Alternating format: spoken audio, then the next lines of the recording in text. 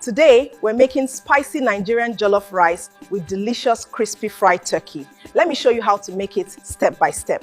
First, wash your rice properly.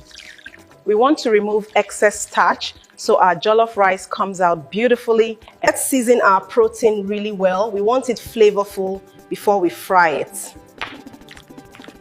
Cook the turkey until it's tender.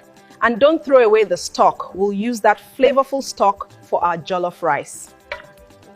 Now let's fry our turkey until it's beautifully golden and crispy.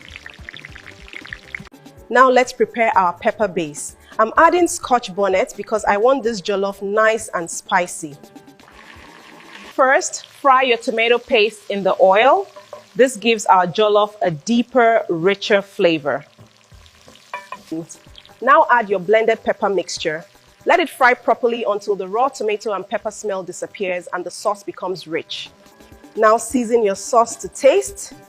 Let all those flavors cook together beautifully.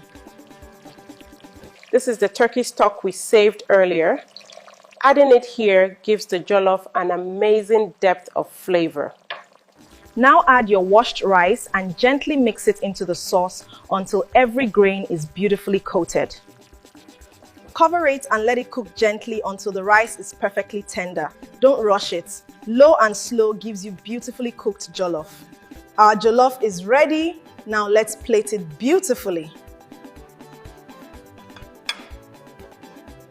Chicken is ready.